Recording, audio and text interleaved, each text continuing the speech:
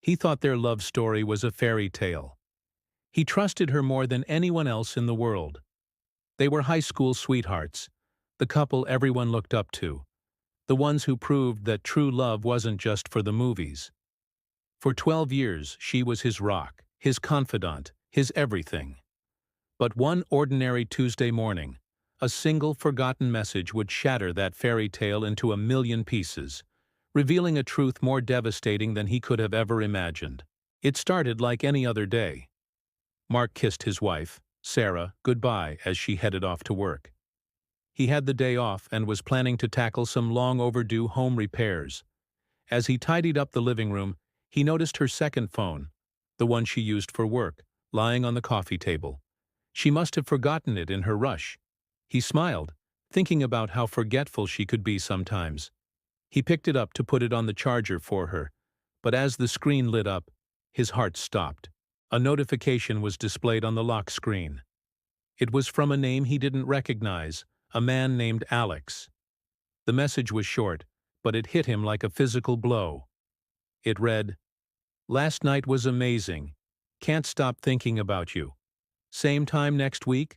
Mark felt the air leave his lungs. His hands started to shake. Last night?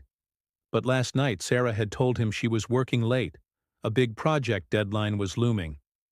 She had come home exhausted, barely able to keep her eyes open, and collapsed into bed. He had felt sorry for her, rubbing her back until she fell asleep. Was it all a lie? It couldn't be. There had to be an explanation. A misunderstanding. Maybe Alex was a new client and the message was just professional enthusiasm? But his gut screamed at him. The words, "Last night was amazing," echoed in his mind, mocking his naive trust. He tried to unlock the phone, his fingers fumbling with a passcode he didn't know. Of course he didn't.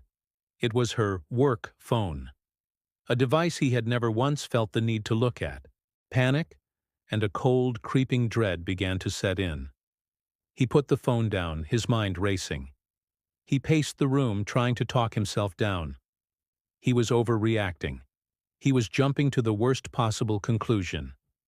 He trusted Sarah. He had to trust her. For 12 years, she had given him no reason not to. Their life was perfect. They were happy. Weren't they?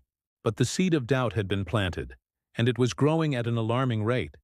Suddenly, little things from the past few months started to click into place, forming a disturbing picture.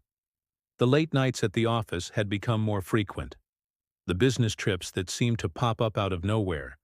The way she guarded her phone, angling it away from him when she texted. At the time, he'd chalked it up to work stress, respecting her privacy. Now it all felt like a carefully constructed web of deceit. He felt a wave of nausea. He had to know the truth, but the thought of confronting her, of hearing the words that would confirm his worst fears, was terrifying. He picked up the phone again. He had to get in. He tried her birthday, their anniversary, their dog's name. Nothing worked. Desperate, he tried the one passcode he thought she would never be foolish enough to use. His own birthday. 0815. Click. The phone unlocked. His heart sank into the pit of his stomach. A part of him had been desperately hoping it wouldn't work, that he would be forced to wait and talk to her, to hear a reasonable explanation. But now there was no turning back. The evidence was right in front of him. With trembling hands, he opened her messages. The thread with Alex was right at the top. He started scrolling up, his eyes scanning words that felt like daggers to his heart. It wasn't just last night. This had been going on for months. Messages filled with "I miss yous" and "I can't wait to see yous." They talked about secret meeting spots, hotels, and a future together. They even had pet names for each other. The deeper he scrolled, the more detailed and intimate their conversations became. They shared inside jokes. They talked about their dreams. They talked about him. Mark read messages where Sarah complained about him, calling him predictable, boring, and passionless. She described their life together as a comfortable cage she was desperate to escape. Alex, on the other hand, was exciting, spontaneous, someone who truly saw her. Each word was a betrayal, a stab that went deeper than the last. The woman he loved, the woman he had built his entire life with, was living a double life. The person he thought he knew better than anyone didn't exist. She was a stranger. He found photos, pictures of them together, Sarah and Alex, smiling, kissing, looking blissfully happy. There was one of them at a winery he and Sarah had planned to visit for their anniversary.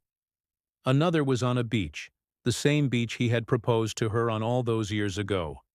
They had stolen his memories, his special places, and tainted them with their affair. The pain was suffocating. It was a physical ache in his chest that made it hard to breathe. He felt foolish, blind. How could he not have seen it? The signs were all there, but he had been so wrapped up in his love for her, in the perfect image of their life, that he had refused to see what was right in front of him.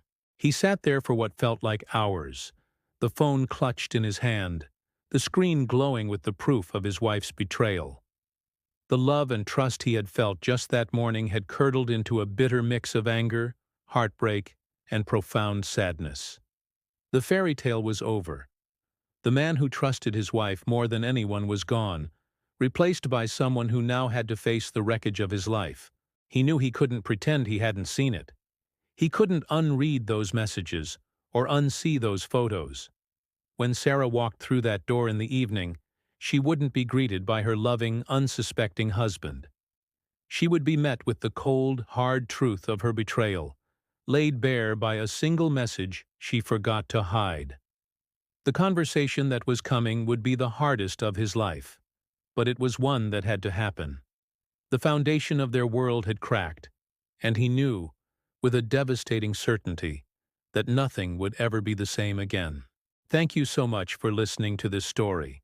If you've ever been through something similar, know that you are not alone, and healing is possible. Please remember to like this video and subscribe to the channel for more stories. Your support means the world to us. Stay strong, and we'll see you in the next one.